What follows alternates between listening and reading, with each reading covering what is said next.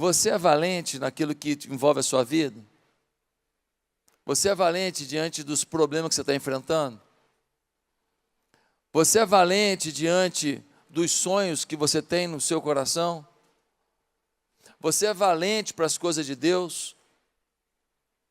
Você é valente diante de um objetivo que você traçou? Você é valente diante de uma situação que você está enfrentando na sua família? O quanto você é valente? O quanto você tem valentia para passar por cima das suas adversidades, passar por cima dos seus temores, passar por cima dos seus medos e atingir os objetivos que você entende que devem ser atingidos na sua vida para a sua felicidade. É sobre isso que a gente vai falar hoje. E eu quero me basear num texto que está no segundo livro de Samuel, no capítulo 23. Segundo livro de Samuel, capítulo 23, a partir do verso 8, nós temos aqui a descrição da vida de alguns valentes. Eram guerreiros que andavam junto com o rei Davi, e eles eram conhecidos como os valentes de Davi, ou os guerreiros de Davi. E a forma de viver dessa turma nos ensina muito. E é por isso que eu queria que você estivesse muito atento à mensagem de hoje, porque ela pode determinar a força que você precisa para chegar onde você quer. Amém? Então diz assim, segundo livro de Samuel, capítulo 23, versículo 8. Os principais guerreiros de Davi. Estes são os nomes dos principais guerreiros de Davi: Jabezão, um taquimonita, chefe dos 3 guerreiros principais. Numa ocasião, com uma lança, enfrentou 800 homens numa mesma batalha e os matou. Depois dele, Eleazar, filho do Aoíta, Dodô.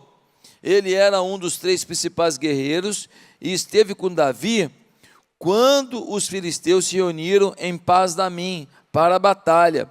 Os israelitas recuaram, mas ele manteve a sua posição e feriu os filisteus até a sua mão ficar dormente e grudar na espada. O Senhor concedeu uma grande vitória a Israel naquele dia, e o exército voltou para onde Eleazar estava, mas somente para saquear os mortos. Depois dele, Samar, filho de Agé de Arar. Os filisteus reuniram-se em Leí, onde havia uma plantação de lentilha. O exército de Israel fugiu dos filisteus, mas Samar tomou posição no meio da plantação e defendeu-a e derrotou os filisteus. O Senhor concedeu-lhe uma grande vitória. Durante a colheita, 3 chefes do batalhão dos 30 foram encontrar Davi na caverna de Adulão, enquanto um grupo de filisteus acampava no vale de Refaim. Estando Davi nessa fortaleza e o destacamento filisteu em Belém, Davi expressou este forte desejo: quem me dera me trouxessem água da cisterna da porta de Belém. Então aqueles 3 atravessaram o acampamento filisteu, tiraram água da cisterna e a trouxeram a Davi, mas ele se recusou a beber. Em vez disso, derramou-a como uma oferta ao Senhor e disse: o Senhor me livre de beber dessa água, seria como beber o sangue dos que arriscaram a vida para trazê-la. E Davi não bebeu daquela água. Foram esses os feitos dos 3 principais guerreiros. Davi está num momento complexo. Existe um grupamento filisteu ameaçando o reino. E o texto começa a descrever um grupo de homens que andava com Davi e que eram a guarda principal de Davi. E fala de um cara chamado Jabezão, que foi para uma batalha e ele sozinho matou 800 soldados contra o exército de Israel. Fala de um camarada chamado Eleazar, que estava numa batalha todo mundo recuou, o exército de Israel recuou, e ele permaneceu lutando, e ele foi matando, e ele foi superando, ele foi vencendo, e ele venceu a batalha. E depois o exército de Israel veio só para saquear os despojos de guerra. Fala de um cara chamado Samar, que foi proteger uma plantação de lentilha, sustenta o povo, agronegócio, comida. E aí o exército recuou e ele permaneceu lutando e defendeu a plantação. E venceu. E uma grande conquista foi feita naquele dia. E depois fala que Davi estava na caverna de Adulão, numa fortaleza, e 3 homens vieram até ele, e esses 3 guerreiros de Davi escutaram Davi dizendo: olha, que vontade de beber uma água boa. A água aqui é tudo água meio morna. Que vontade de beber uma água geladinha que vem lá da cisterna da porta de Belém. Porque você sabe que a água, quando ela já vem naquela temperatura ambiente, não é a mesma coisa de uma água que vem de uma cisterna geladinha. Naquela época não tinha geladeira, não tinha freezer, não tinha como fazer gelo. E ele fala: que vontade de beber. E 3 guerreiros de Davi, eles passam pelo exército filisteu, correndo risco de vida, chegam na cisterna, botam o cantil, coloca a água geladinha no cantil, passa pelo exército filisteu de novo, chega até Davi e fala: rei, o senhor estava querendo beber uma água geladinha da cisterna de Belém? Estava, está aqui, ó. Ele falou: como assim? Vocês foram lá? Fomos. Vocês passaram pelo meio do exército filisteu, correndo risco de vida para pegar essa água? Passamos. Por que vocês fizeram isso? Para agradar o nosso rei. Mas vocês correram risco de vida. E eles dizem: pelo nosso rei a gente faz. E se vocês morressem, teríamos morrido por uma causa justa, agradar o nosso rei. Davi fica tão assustado com a lealdade daqueles homens, que ele pega a água e ele não tem coragem de beber. Ele derrama na terra, oferecendo como oferta ao Senhor. Meus queridos, hoje eu fico imaginando o tanto que o Senhor Jesus também procura súditos que o homem desse jeito.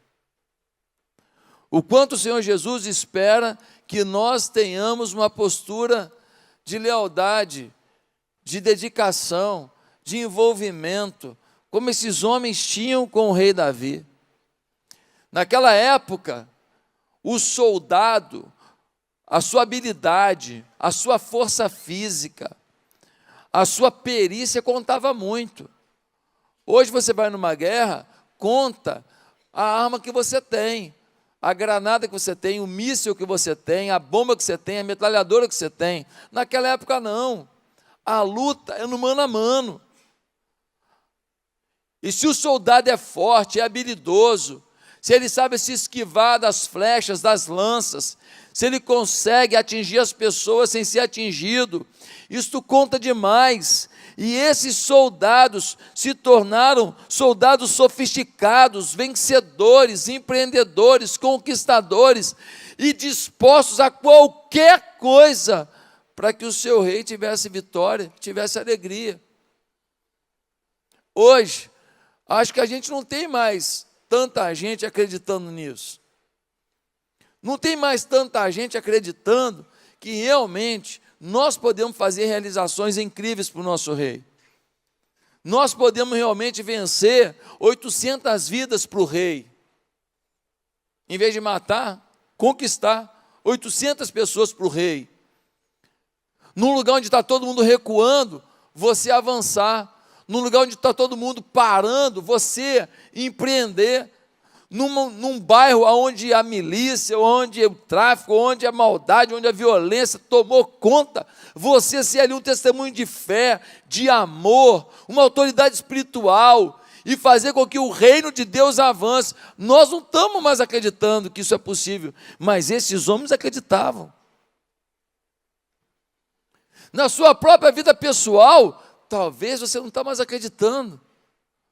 Você vive num patamar de vida, você vive num patamar financeiro, num patamar de casamento, num patamar de realizações, num patamar de envolvimento, num patamar com os seus filhos, e você já nem acredita que isso possa mudar. E a pergunta é: você tem sido valente na sua postura de vida? Você tem sido valente nos seus sonhos com Deus? Você tem sido valente na obra de Deus? O que envolve a valentia? E é isso que eu quero responder hoje, para você aumentar a sua valentia. Está forte o negócio, está bonito o negócio, não está? Tira uma foto. Está legal, não está? Pode tirar uma foto mesmo e postar, e marca a igreja e me marca. Porque é uma forma de muita gente falar: pô, vou no culto à noite. É uma forma de você evangelizar. Você tira uma foto, me marca, marca a igreja. E muita gente pode vir aqui no culto da noite. Amém? Se todo mundo fizer isso aqui, olha quantas pessoas serão informadas desse culto. Queridos, o que envolve a valentia? Vamos lá. A valentia para vencer seus desafios, primeiro, envolve acreditar que você não terá que colher no futuro o que semeou no passado. Existe o presente. Repete comigo: eu não tenho que colher no futuro o que eu semeei no passado. Existe o presente. Pastor, por que você está falando isso? Ora, porque se você abrir a sua Bíblia, no primeiro livro de Samuel, no capítulo 22, primeiro livro de Samuel, no capítulo 22, você vai descobrir quem são esses guerreiros de Davi. 1 Samuel, capítulo 22, versículo 1, diz: Davi fugiu da cidade de Gate e foi para a caverna de Adulão. Quando seus irmãos e a família de seu pai souberam disso, foram até lá para encontrá-lo. Também juntaram-se a ele todos os que estavam em dificuldades, os endividados e os descontentes, e ele se tornou líder deles. Havia cerca de 400 homens com ele. Se você olhar o momento em que esses caras se tornaram os guerreiros de Davi, você não entende que no passado, quem eles eram? Os ferrados, os lascados, os endividados, os caras que ninguém acreditava neles, os caras que estavam devendo os outros, os caras que tinham má fama, os caras que eram indignos, os caras que eram marginalizados, os caras que ninguém queria oferecer emprego para eles, os caras que ninguém ia honrá-los, os caras que ninguém ia aplaudi-los, os caras que não eram convidados para ser nem guarda municipal, quanto mais a guarda do rei. Eles eram preteridos, eles eram Zé Ninguém. Mas esses caras estavam vivendo essa vida de marginalização por causa de semente que eles plantaram no passado.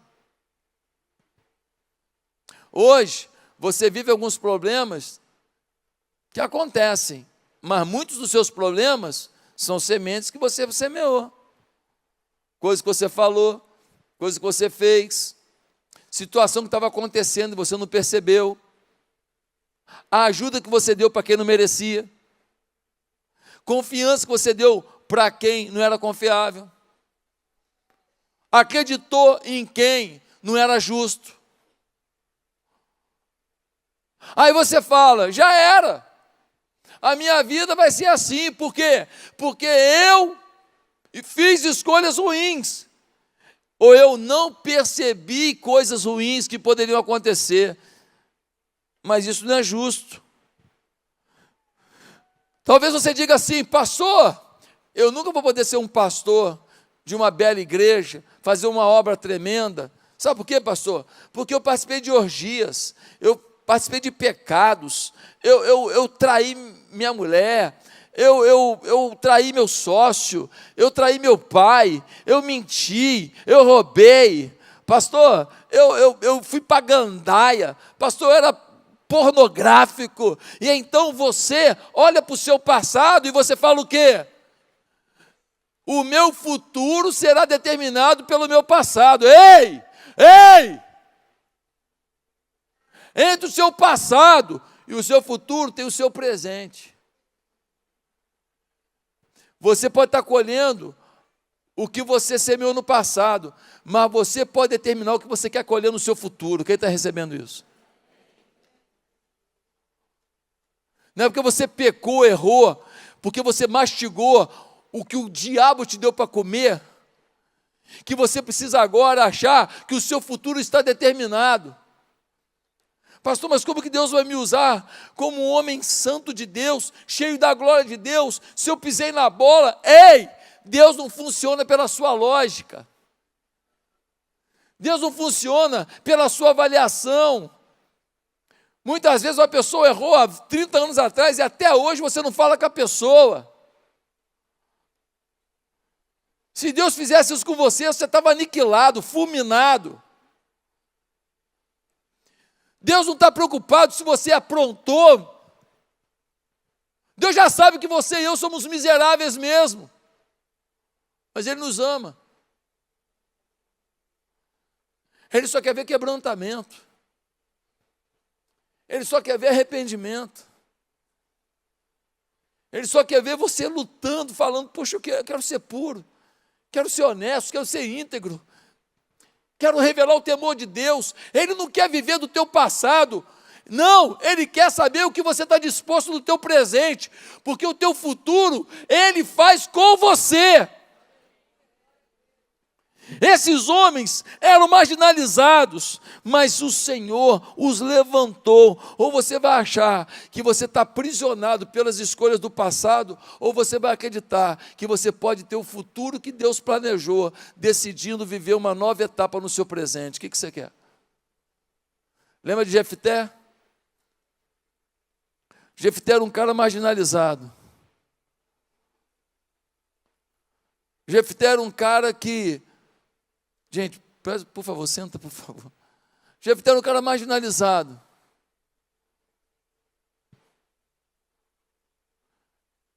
Foi filho de uma prostituta. O pai dele casou de novo. Os irmãos dele rejeitaram ele e o pai. Você sabe o que é rejeição da sua família inteira? Jefté sabia. Só que Jefté era um guerreiro. Quando os amonitas começaram a ir para cima do povo, eles falaram: o único cara que tem habilidade e condição de ajudar a gente é o cara que a gente rejeita. Foram até Jefté. Falaram: Jefté, você pode liderar a gente? Ele liderou. O cara que era a rejeição em pessoa se tornou a honra em pessoa. O cara que era rejeitado passou a ser líder. Você precisa entender isso. Que o seu passado não pode desmoronar o seu futuro. Segundo lugar, a valentia para vencer envolve sensibilidade para ouvir o que o rei está dizendo. Irmãos, tem coisa que as pessoas falam abertamente, a gente entende logo, mas tem coisa que as pessoas não falam abertamente. Às vezes, um olhar fala mais do que as palavras. Às vezes, um filho só está dizendo assim: olha para mim. Aquela rebeldia olha para mim.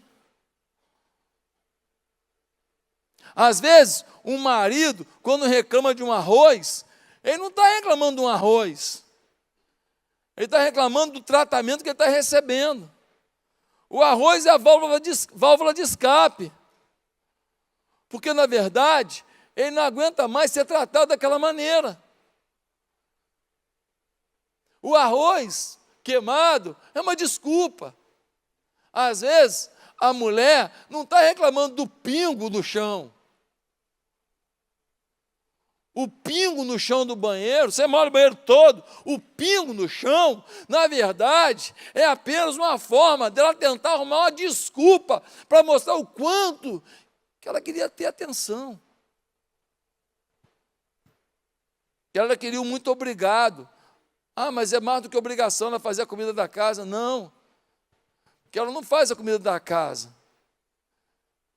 Ela faz um amor na refeição. Ela não faz arroz com feijão. Ela faz a refeição de amor para a sua família. Tem coisa que a gente não entende logo.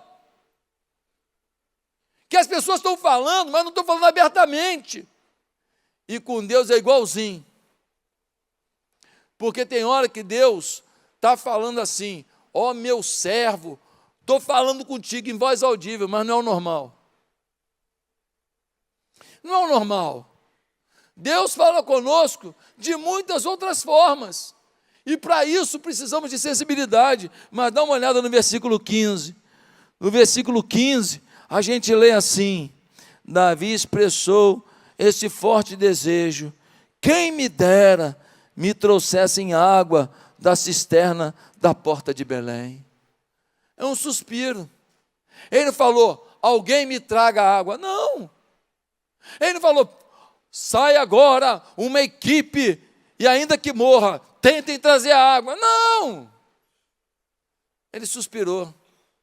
Sabe aquela hora que tu está assim, tomando uma água morna? Aí tu fala: quem me dera. Ai, quem me dera. Mas 3 valentes de Davi ouviram o sussurro do rei. Sabe? Tem muita coisa que não acontece na tua vida, tem muito milagre que você não viveu, porque você não está atento ao sussurro do rei. Você não percebe o que Deus está falando. Você não consegue compreender o que Ele está dizendo. E então, você não vive o extraordinário.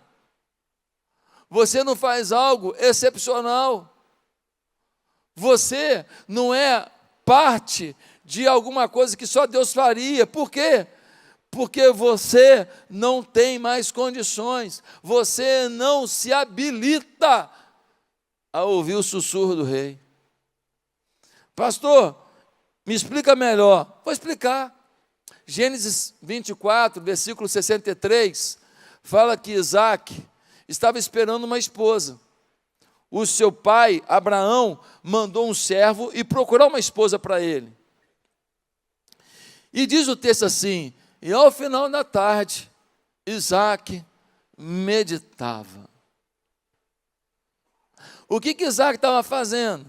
Trabalhou durante o dia, final da tarde, parou. Ah, ele parou para quê, pastor?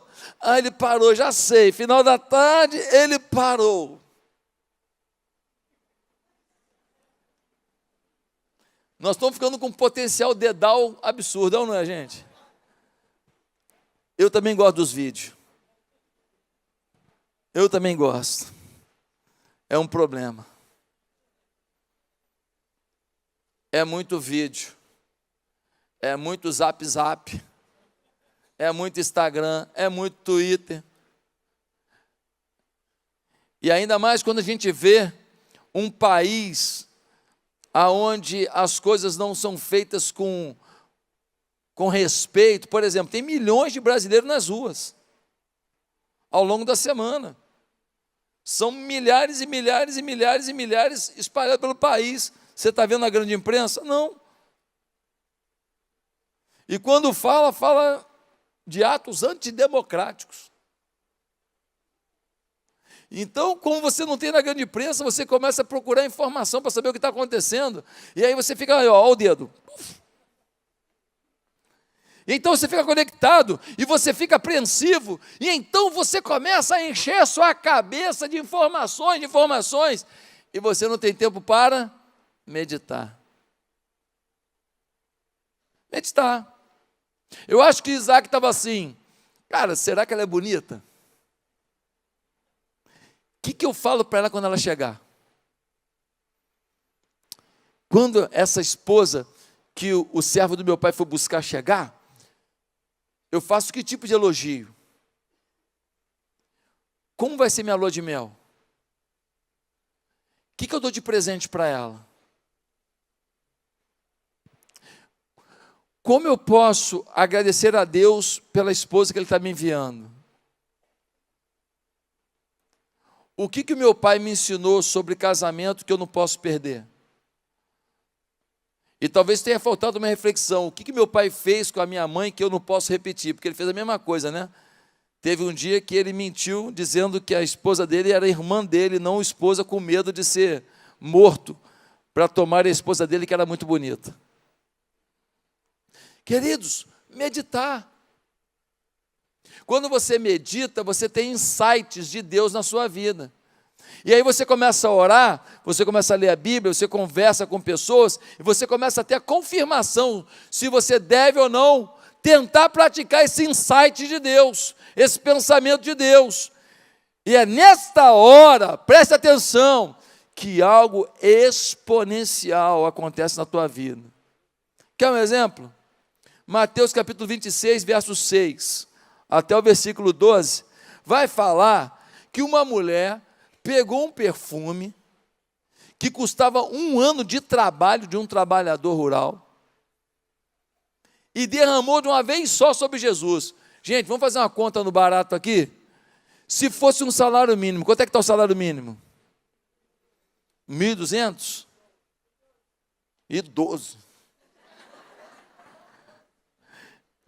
1.200 vezes 12 meses, deu uns 15 mil, arredondando. Irmão, a mulher derramou 15 mil de uma vez só sobre Jesus. E o Judas falou assim, que desperdício. Olha os bandos de Judas aqui, ó. Olha o bando de Judas pensando, é ou não é? Pô, mas pior que foi mesmo, é ou não é? Caramba, 15 mil, imagina, 15 mil, 15 mil. Ela sentiu vontade de fazer o que qualquer um de nós diria, que desperdício. Dava uns gotinhas. Aí o Judas, que desperdício.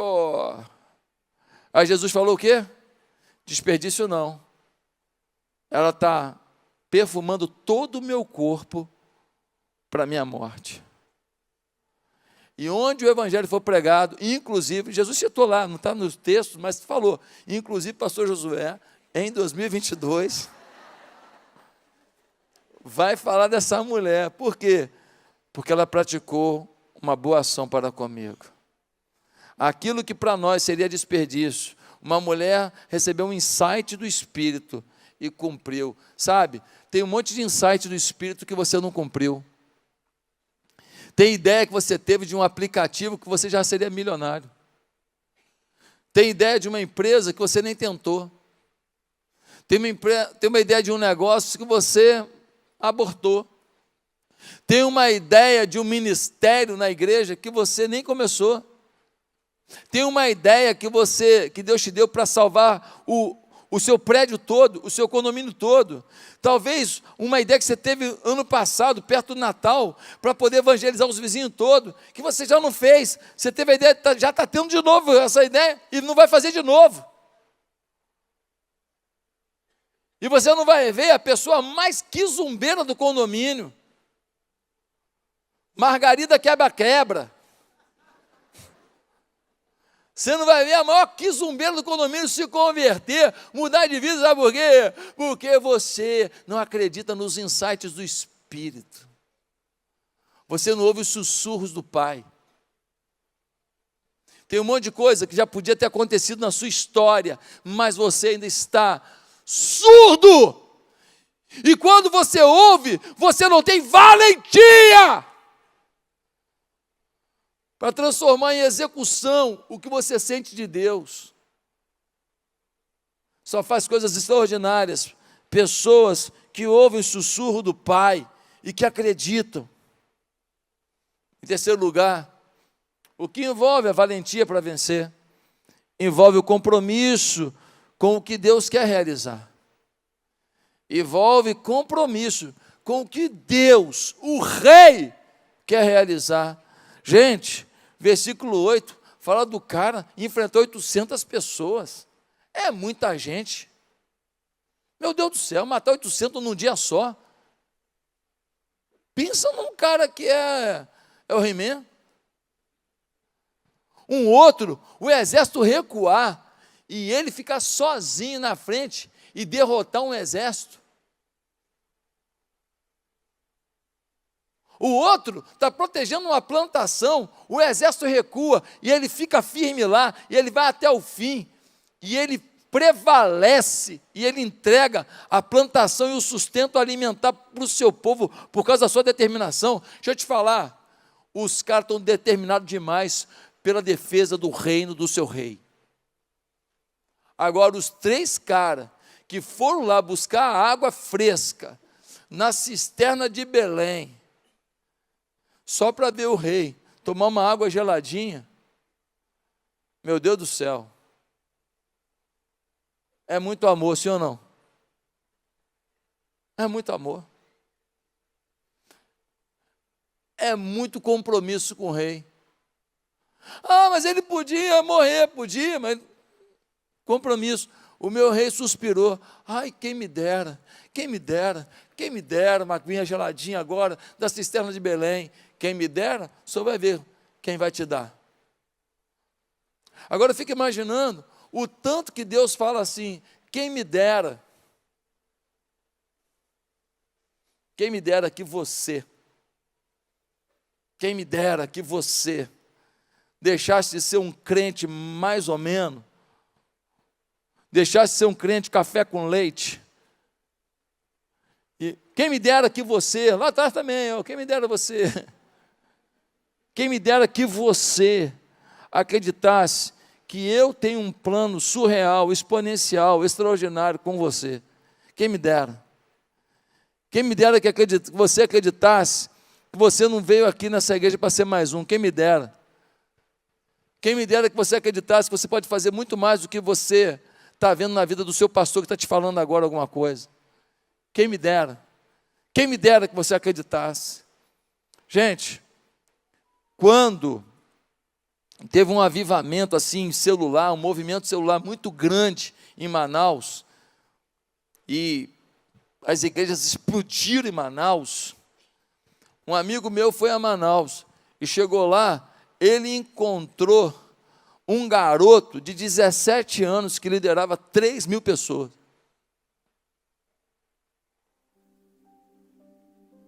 Um garoto de 17 anos, que liderava 3.000 pessoas. Esse amigo meu, esse pastor, ficou perplexo.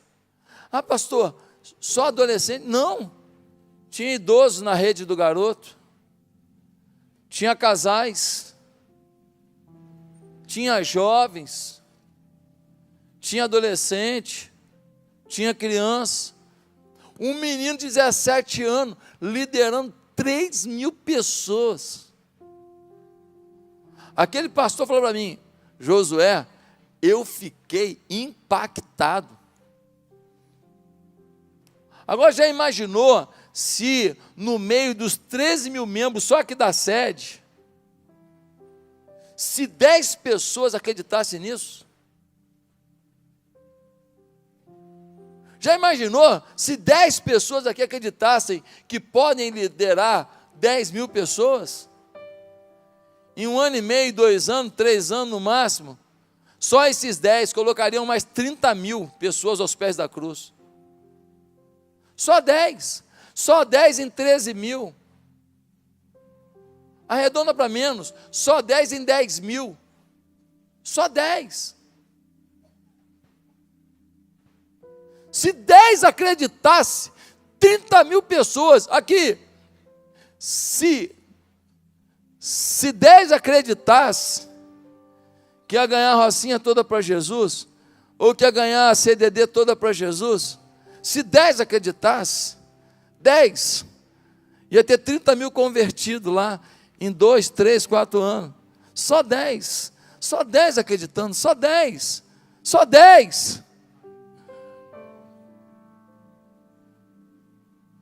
a nossa cidade tem jeito, nós é que temos que tomar jeito, a cidade tem jeito. Agora, enquanto o ímpio acreditar que a sua impiedade vai prevalecer e o justo não acreditar que a sua justiça vai imperar, aí não tem jeito. Gente, a valentia envolve compromisso com o que Deus quer realizar. Mas para terminar, a valentia envolve não fugir de riscos. Ah, pastor, eu não gosto de arriscar.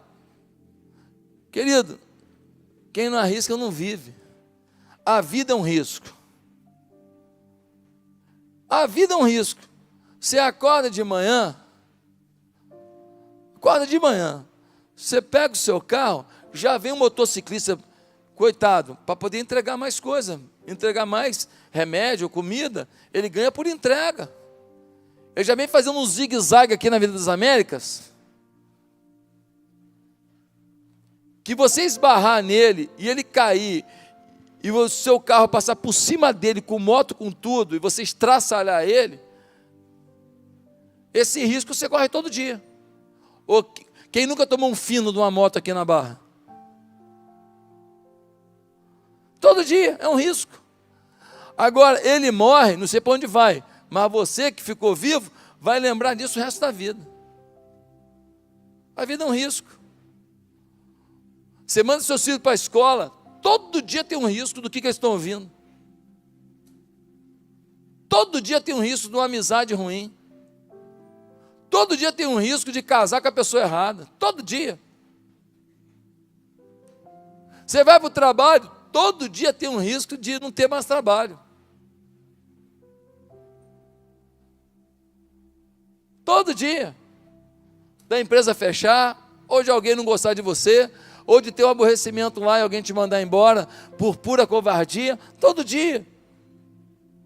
Agora 3 caras foram lá e pegaram a água da cisterna. Trouxeram para o Davi. O Davi olhou e falou assim: vocês estão de brincadeira. Vocês foram lá mesmo? Fomos. Mas vocês correram o risco de vida. Eles falaram: corremos. Mas assustou vocês? Muito. Teve uma hora que quase pegaram a gente. Não notaram a gente por pouco. Teve uma hora que a gente olhou, tinha uns 300 soldados em volta da gente, a gente despistou, fingiu para cá, botamos uma capa de um soldado que do filisteu que a gente roubou e tudo, e os caras quase que notam a gente. Se nota a gente, já era. Eles iam trucidar a gente. E aí? Qual a conclusão de vocês? Sabe o que eles disseram? A gente faria de novo. Mas como aí? Foi muito arriscado. Pois é, rei. Mas a gente arriscou pelo Senhor. Aí você fala assim: por que eles se arriscavam tanto assim? Por que eles eram tão comprometidos assim com o rei? Quer saber? Eu vou te falar. Câmeras em mim.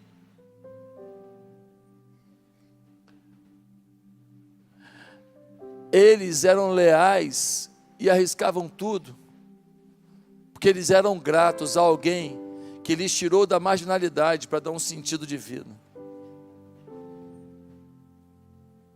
Eles eram leais, dedicados e se arriscavam, porque eles reconheciam que eles não eram nada, mas por causa do rei, por causa de Davi, eles agora têm um propósito, eles agora são guerreiros do rei. Eles agora são valentes do rei. Eles agora são respeitados, eles agora têm nome. Eles agora não são apenas uma lista do SPC, não. Eles não são só uma lista do Serasa, não. Eles agora não são apenas uma foto do Velho Oeste, procurado, vivo ou morto, com a foto deles, não. Eles agora são respeitados. Ó, aquele ali é Jabezão, valente do rei. E aquele ali, Samar. E aquele Eleazar, valente do rei. Sabe qual é o problema da gente? Muitos de nós não temos a mesma gratidão pelo que o Senhor fez por nós. Muitos de nós não temos gratidão pela banana que a gente comeu hoje de manhã, ou pelo cafezinho preto e um pãozinho com manteiga. Ah, pastor, mas isso aí é bobeira, não é todo mundo, não é todo mundo, não. Não é não. Tem gente que começa a semana sem saber se vai ter um pão com manteiga, ou se vai ser o pão sem manteiga, ou se vai ser apenas meio pão sem manteiga. Falta gratidão na gente pelo que o Senhor já fez na nossa vida.